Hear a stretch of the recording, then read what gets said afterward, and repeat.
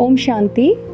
हमारे साथ इस वक्त हैं विष्णु लामा जी, जो कि ट्री मैन ऑफ इंडिया के नाम से जाने जाते हैं और उन्होंने पर्यावरण संरक्षण के लिए बेहद सराहनीय काम किए हैं। तो जानते हैं उन्होंने किस तरह से अपना ये सफ़र शुरू किया और किस तरह वो अभी आगे भी प्रयास कर रहे हैं। ब्रह्म कुमारी से जुड़े जो पुराने नाम और चेहरे हैं, जो भी शरीर रूप में इस धरती पर नहीं हैं, जिनकी समाधियाँ मैं आज देख रहा हूँ, जिन्हें आज नमन करके आया हूँ, उनके चेहरे में अक्सर कई बार देखता रहता था। तो बाद में एक कार्यकर्ता जुड़े और जानकारी में आया कि वहाँ कल्प वृक्ष नहीं है। तो बड़ा मन था। आज लगभग 15 साल बाद यहाँ पहली बार आना हुआ है। आज मैंने ब्रह्म कुमारी के अनेक साइट विजिट किए हैं, अनेक प्रकार के प्रकल्प चल रहे हैं। बहुत स्वादिष्ट और पौष्टिक भोजन वहाँ दिया जा रहा है, आगंतुकों को निःशुल्क दिया जा रहा है, ये मैंने देखा और मैं भी उनमें से एक सहभागी हूँ। एक बहुत ही अच्छा सा कक्ष मुझे दिया गया है, मेरे सहयोगियों को दिया गया है और जहाँ जिस चीज़ की आवश्यकता थी वहाँ आगे से आगे निस्वार्थ भाव से और बिना किसी शुल्क के यहाँ के कार्यकर्ता कर रहे हैं। अतिथि सेवा, प्रकृति की सेवा और जीव दया, करुणा, प्रेम, इन शब्दों को चरितार्थ होते हुए मैंने यहाँ पर बहुत आसानी से और जमीन पर देखे वो ब्रह्म कुमारी का ये तीर्थ है। मैं सनातन परंपरा का आदमी हूँ, वहाँ भी हर जगह पर्यावरण को ज़्यादा मैं कोशिश करता हूँ, जहाँ जहाँ से मुझे सीखने को मिलता है। यहाँ पर आकर के आज हमने आपके यहाँ पर आम के पेड़ लगे हुए हैं और खूब आम आ रहा है। जब थोड़ी उत्सुकता बढ़ी, लोगों से पता किया तो जानकारी मिली कि यहाँ से आप तो दूसरे सेंटर पर भी कई बार अपने कार्यकर्ताओं के लिए प्रसाद स्वरूप भेजते हैं। मेरी जानकारी में 40 लाख पेड़ लगा करके और जो है आप एक बड़ा काम करने जा रहे हैं। ब्रह्म कुमारी जैसे बड़े संगठन के लिए, वैश्विक संगठन के लिए, जो विश्व के अनेक देशों में अपने लोक कल्याणकारी योजनाएं संचालित करता है, ऐसे संगठन के लिए मुझे लगता है, मेरा सुझाव है आप सब लोगों से, ब्रह्म कुमारी से, आप लोगों ने जब इस कार्यक्रम की रचना हुई उस दिन मानेसर वाली टीम से विपुल में भाई से हमारी बात हुई, बेन जी थी हुई, उनसे बात हुई यीशु जी से। तो 40 लाख वृक्ष लगेंगे और आने वाले विश्व पर्यावरण दिवस को। तो कल्पतरु संस्थान, हमारा जो संगठन है श्री कल्पतरु संस्थान, वो किस तरह से उसमें सहभागी बन सकता है। तो मेरा एक अनुरोध आप सब के माध्यम से है कि हम लोग ये 50वां पृथ्वी दिवस मनाने जा रहे हैं और श्री कल्पतरु संस्थान पर भी देश और समाज की कृपा रही है, स्नेह रहा है, सहयोग समय समय पर हमें विभिन्न माध्यमों से मिलता है। सरकार से अनुदान नहीं लेते हैं, ये हमारा तय है, लेकिन समाज हमारे साथ हमारा रहता है। हमारी अपनी कुछ नर्सरियाँ भी हमने तैयार की हैं, कार्यकर्ता हमारे देश भर में सब जगह हैं, कुछ देशों में बाहर भी हमने काम शुरू किया है। विश्व पृथ्वी दिवस का 50वां मनाने जा रहे हैं, तो मेरा अनुरोध है कि 40 की जगह 50 लाख कर दीजिए। और आपने अभियान का नाम भी कल्पतरु ही रख दिया है, ये मेरे लिए और भी गौरव की बात है। और मुझे लगता है कल्पतरु माने जिसकी छाँव में बैठकर हम जो भी लोग कल्याण कार्य की निस्वार्थ भाव से कल्पना करते हैं, वो निश्चित रूप से कहीं ना कहीं फलीभूत होती है, लोग उससे जुड़ते हैं, आत्मा से जुड़ते हैं। तो इसको 50 लाख किया जा सकता है। और मेरी जानकारी में आया कि माननीय केंद्रीय पर्यावरण मंत्री आदरणीय भूपेंद्र यादव जी बहुत भले इंसान हैं, राजस्थान से आते हैं, उन्होंने को भी ये दायित्व मिला है वन और पर्यावरण का, जलवायु परिवर्तन का, भारत सरकार का। तो वे भी इस कार्यक्रम में सहभागी रहने वाले हैं। तो निश्चित रूप से इस तरह का ब्रह्म कुमारी के साथ में देश और समाज के जिम्मेदार लोगों का जुड़ाव, उनका सहयोग, इस बात की गारंटी है कि ये अभियान आपका निश्चित रूप से सफल होगा।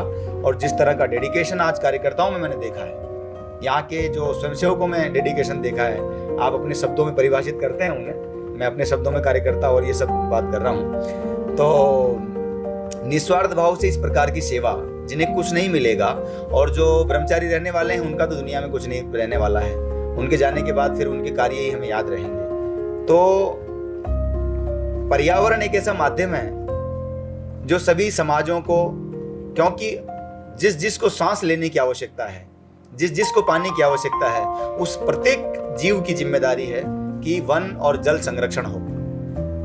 लेकिन यह हमें समझना पड़ेगा कि जल से पेड़ नहीं है, पेड़ से जल है। पेड़ लगेगा तो बादल बनेंगे, तो बारिश होगी। ये एक नेचुरल प्रक्रिया है। हमें अधिक से अधिक पेड़ लगाने पड़ेंगे यदि हमें पानी की आवश्यकता है, यदि हमें ऑक्सीजन की आवश्यकता है, यदि हमें कोरोना जैसी जो वैश्विक मानवीय आपदाएं हैं उनसे बचना है। ऐसी आपदाएं विभिन्न नामों से समय समय पर विभिन्न रूपों में आती रहेगी यदि मनुष्य प्रकृति के साथ खेलता रहेगा। तो विनाश के नाम पर, विकास के नाम पर हम विनाश की ओर बढ़ते रहेंगे तो ये सब होता रहेगा। लेकिन जिस तरह का कार्य जो ब्रह्म कुमारी ने हाथ में लिया है, जैव विविधता से जीव विविधता, जो जीवों की विविधताएं हैं, जो विभिन्न मंचों पर जा रहे हैं, अलग अलग मंचों पर जा रहे हैं, अलग अलग रास्तों पर जा रहे हैं, वो सब अपने रास्ते से उस तक जाने का माध्यम हो सकता है। लेकिन पर्यावरण का एक ऐसा रास्ता है जिस पर आप सबको एक मंच पे आना ही पड़ेगा। मेरा अनुरोध है इस मंच के माध्यम से, पर्यावरण संरक्षण किसी जाति, धर्म, मजहब, पंथ, संप्रदाय, भाषा, विचार सिर्फ एक का नहीं है, ये सबका जिम्मेदारी है, सबका दायित्व है। और कोरोना जैसी वैश्विक मानवीय आपदा ने हमें समझाया है कि प्रकृति के साथ मनुष्य चलने की कोशिश मात्र कर सकता है, उसे जीतने की कोशिश कभी नहीं कर सकता, क्योंकि प्रकृति अपने सिद्धांत नहीं बदलती है। और इसलिए ब्रह्म कुमारी का ये जो अभियान है, मैं आग्रह करूंगा कि श्री कल्पतरु संस्थान अपनी ओर से पूरे भारत में जहां भी आप वृक्षारोपण की योजनाएं बना रहे हैं उसमें अगर सहभागी बन सके तो हम इसे 40 की जगह 50 कर सकते हैं। और मुझे पूरी आशा है कि अन्य जिम्मेदार लोग भी हमारे साथ जुड़ेंगे। जहाँ तक आपने हमारे नवाचारों की बात की, हमारे कार्यों की बात की, मैंने आपको बताया टोंक जिले से एक शुरुआत हुई और आज संयुक्त राष्ट्र के स्तर तक हम जाने का मौका मिल रहा है, बिना किसी साधन संसाधन के मिल रहा है। लेकिन मैं ब्रह्म कुमारी की फिर बात करूँगा कि साधना पर आपका अधिक जोर है। तो साधन संसाधन व्यक्ति के लक्ष्य की प्राप्ति के लिए, उसके रास्तों पर चलने के लिए साधन संसाधन महत्वपूर्ण नहीं है। मुझे लगता है उसकी साधना महत्वपूर्ण होनी चाहिए। और माननीय प्रधानमंत्री आदरणीय नरेंद्र मोदी जी पिछले आपके कॉन्फ्रेंस में जब ऑनलाइन बात कर रहे थे, मैंने उनको माननीय प्रधानमंत्री जी को सुना, उन्होंने एक बहुत प्यारी बात कही। हालांकि उनका तो एक शब्द बड़ा महत्वपूर्ण है। उन्होंने एक बहुत प्यारी बात कही, व्यक्ति के संकल्प में जब साधना जुड़ जाती है तो वो बहुत बड़ा लोक कल्याण की दिशा में बड़ा परिणाम देता है। और वो काम ब्रह्म कुमारी ने किया, ये माननीय प्रधानमंत्री जी ने कहा है, ऑनलाइन मैंने देखा है। तो ये निश्चित रूप से हर व्यक्ति के लिए है, हर विचार के लिए, हर लक्ष्य के लिए है। और इस दृष्टि से हम सब लोगों ने मिलकर के, श्री कल्पतरु संस्थान ने 22 राज्यों में अब तक काम किया। अभी संयुक्त राष्ट्र के माननीय छठे पर्यावरण प्रमुख के रूप में वैश्विक स्तर पर मानवता को लाभान्वित करने वाले और महान पर्यावरणविद आदरणीय एरिक सोलिम साहब की राजस्थान में प्रथम बार हमारे आग्रह पर यात्रा हुई। हम लोगों ने 4-5 कार्यक्रम उनके सम्मान में रखे और उनके जुड़ जाने से हम लोग 13 देशों में भी काम शुरू कर रहे हैं और ज़मीनी स्तर के लोगों के साथ बात कर रहे हैं। और मैं ये भी कहना चाहूँगा ब्रह्म कुमारी परिवार को कि संयुक्त राष्ट्र स्तर पर जो कार्यक्रमों की योजना है उसमें जयपुर एनवायरनमेंट फेस्टिवल एक बड़ी योजना हम जयपुर में करने जा रहे हैं। उसका प्रस्तावित है वो कार्यक्रम, 196 देशों के प्रतिनिधि उसमें भाग लेंगे।